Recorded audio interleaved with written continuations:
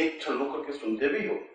हर बात तुमने सुना है, हर बात तुमने एहसास किया, मगर फिर तुम उस हवा के साथ बैठ करके उस रेगिस्तान में छू जाते हो, समाप्त हो जाते हो। मैं एक बार फिर सोचने लग जाता हूँ कि यह बूंद क्यों नहीं समझ रही है कि हिमालय से टकराने में जीवन का आनंद है, पूर्णता की ओर अग्रसर होने में आनंद है। मगर हर बार ये बूंद रेगिस्तान में गिरी है, हर बार ये बूंद मृत्यु की ग्रास बनी है। इस बार ऐसा नहीं होने दूंगा, इस बार यह क्रिया वापस नहीं होगी, इस बार तुम मृत्यु की मुक्ति और अग्रसर नहीं हो सकोगे, इस बार काल तुम्हें छीन नहीं सकेगा, इस बार मृत्यु तुम्हें झपट्टा नहीं मार सकेगी, क्योंकि इस बार तुम मेरी उंगली नहीं पकड़ रहे हो, मैं तुम्हारा हाथ पकड़ूंगा। इस बार मैं तुम्हें उस पकड़ने पर घसीट करके लेके चलूंगा। इस बार मैं तुम्हें बता सकूंगा कि तुम्हारे जीवन का रास्ता यह है, और उस बीच में जो भी अड़चन, जो भी बाधाएं, जो भी कांटे, जो भी पथरीला रास्ता और जो भी बाधाएं, अड़चनें, कठिनाइयां आएंगी, मैं उसका सामना करते हुए तुम्हें घसीट करके अपने साथ ले जाऊंगा।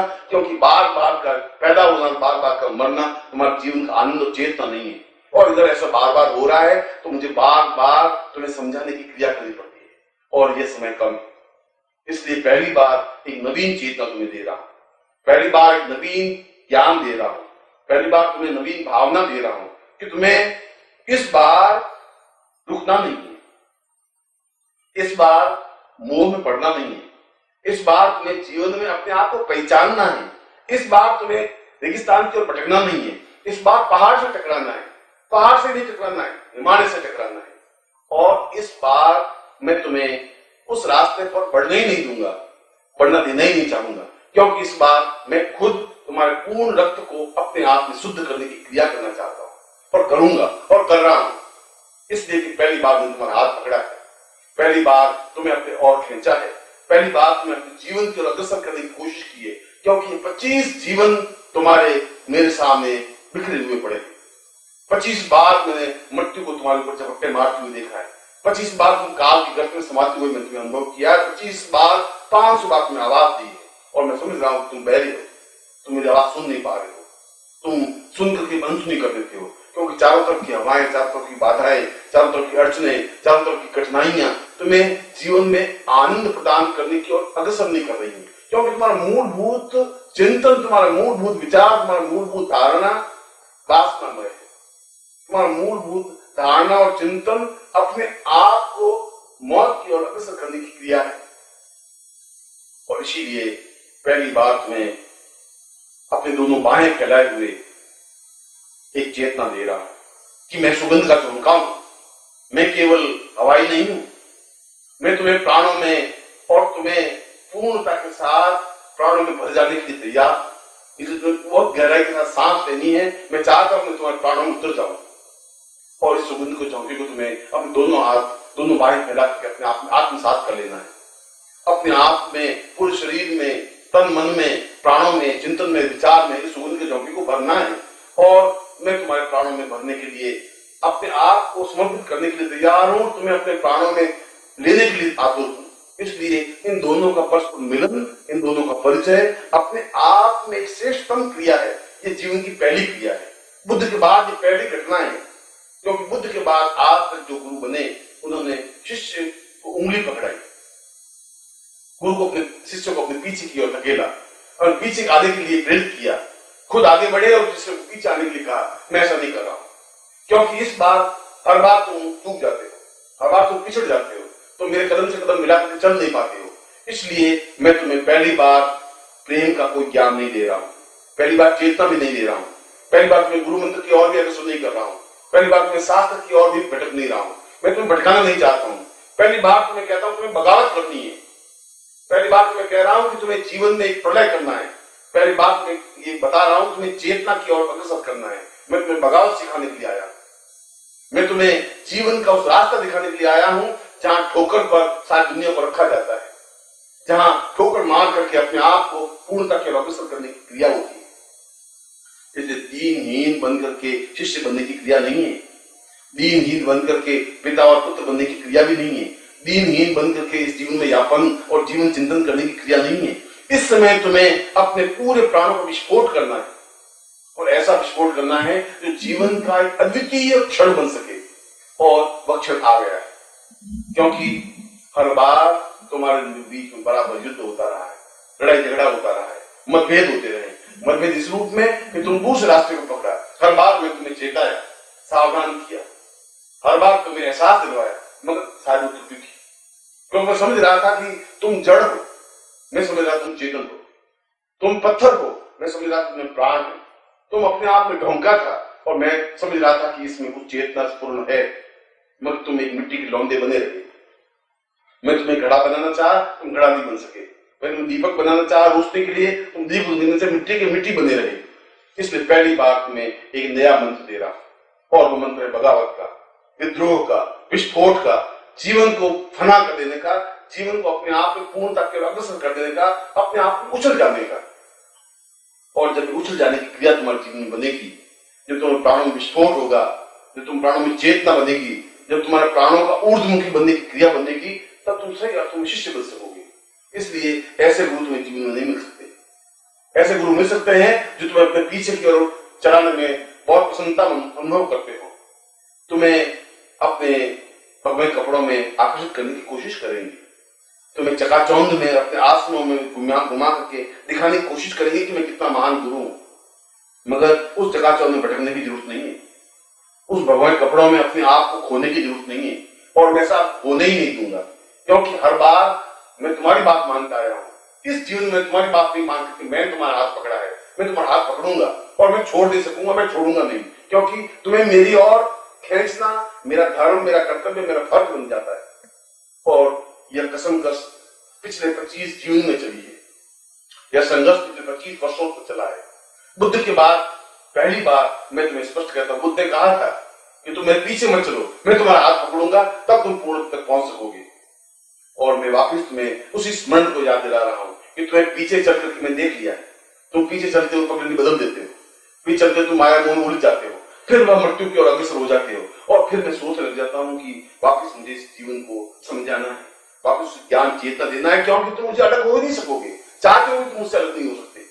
हो सकता है तुम्हारे मेरे बीच में फासला बन सकता है, हो सकता है कि तुम्हारे मेरे बीच में समय का फासला हो सकता है, हो सकता है तुम 6 महीने बाद मिलो, 8 महीने बाद मिलो, 6 महीने साल भर बाद मिलो, हो सकता है 5 साल बाद मिलो, हो सकता है तुम किसी और मामले में उलझ जाओ।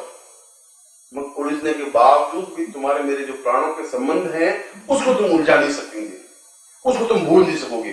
तुम्हें हर क्षण, हर मोमेंट, हर ध्वनि में तुम्हें मेरा स्वरूप दिखाई देगा ही। जब तुम चेहरे पर अपने दर्पण में अपने चेहरे को देखोगे तो मेरा प्रतिबिंब तुम्हें दिखाई देगा।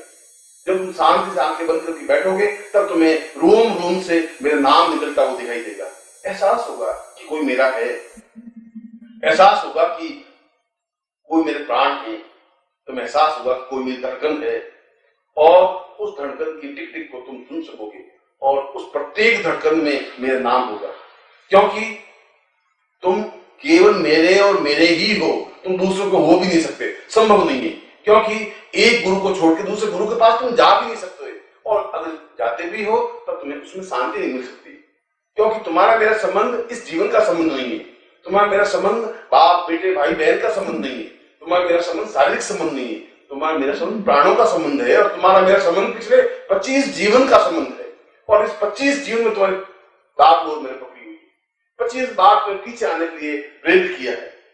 और इस बार मैं तुम्हें गुरु मंत्र नहीं दे रहा हूं, इस बार मैं तुम्हें यह भी नहीं कह रहा हूं तुम 16 माला ओम परमत्वा नारायण गुरुभ्यो नमः जप करो, ये भी नहीं कह रहा हूं। इस बार ये भी नहीं कह रहा हूं तुम मेरे पीछे पीछे चलो, इस बार ये भी नहीं कह रहा हूं तुम इस पगड़ी पर आगे की ओर गतिशील हो। इस बार मैं तुम्हारा हाथ पकड़ के घसीटूंगा और घसीटने की क्रिया करूंगा। हाथ छोड़ने की कोशिश करोगे तभी मैं छोड़ूंगा नहीं। अगर तुम माया में उलझोगे तब उलझने नहीं दूंगा। अगर रेगिस्तान की ओर तुम अपने आप में बढ़ने की कोशिश करोगे तो मैं पवन को रोक करके भी तुम्हें रोकूंगा। अगर तुम उस रेगिस्तान में चूने की क्रिया करोगे तभी मैं तुम्हें रोकूंगा। और अगर तुम मृत्यु की ओर अग्रसर होगे तो मृत्यु को मैं थप्पड़ मार करके तुम्हारे बीच में छीन सकूंगा, क्योंकि मुझ में छीनने की क्रिया है। मुझे मृत्यु से पंजे गड़ाने की मुझे ध्यान है। मैं उसके आंख में आंख डाल कर बात करने की क्षमता रखता हूँ। मैं यम को ठोकर मार के बात कर सकता हूँ, क्योंकि इस बार मैं शिष्य को आज से खोने नहीं देना चाहता हूँ। इस बार तुम्हें भटकने नहीं देना चाहता हूँ। इस बार वापस मृत्यु के मुंह में अग्रसर होने नहीं देना चाहता हूँ। मैं चाहता हूं कि तुम इस बार वापस जन्म लेने की क्रिया नहीं बने, इस बार तुम वापस मलमूत्र में विसर्जित नहीं हो, इस बार वापस तुम शुद्धता नहीं प्राप्त करो, इस बार तुम्हें गति प्राप्त करनी है और ये जीवन तुम्हारी जिंदगी का अंतिम जीवन बने, यह अपने आप बुद्धत्व का जीवन बने। तुम एक हाड़ मांस के बने हुए व्यक्ति एक मलमूत्र से सिक्त व्यक्ति, एक मामूली सी घटना के उत्पन्न होते हुए व्यक्ति, जब मेरे से तुम्हारा स्पर्श हुआ है तो ठीक वैसा ही स्पर्श हुआ जैसे लोहे से पार्श का स्पर्श हुआ है, और ज्यों ही लोहा पार्श को स्पर्श करता है अपने आप स्वर्ण बन जाता है और तुम स्वर्ण बनने की क्रिया की ओर अग्रसर हो। मगर अगर उस स्वर्ण पर रेत पड़ जाती है तो स्वर्ण भी छिपा हुआ दिखाई नहीं देता। मगर मैं तुम्हें पहचानता हूं, मैं तुम्हारे शरीर को पहचानता हूं, मैं तुम्हारे प्राणों को पहचानता हूं, मैं तुम्हारी चेतना को पहचानता हूं, मैं तुम्हारे कण कण से रग रग से परिचित हूं।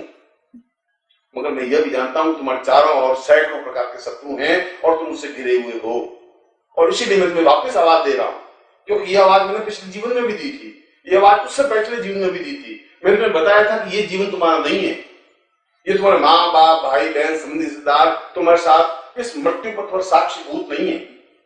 जिस क्षण तुम मृत्यु के पास जाओगे, शमशान के पास जाओगे, तुम्हें अकेले भेजेंगे, उसमें तुम अकेले जाना होगा। तुम्हारा कफन उड़ा करके तुम्हें जला करके वापस घूम करके वापस अपने स्थान पे आ जाएंगे। तुम्हारे साथ कोई गतिशील नहीं उसके का, इसीलिए उस रास्ता पर बढ़ने की क्रिया ही नहीं है।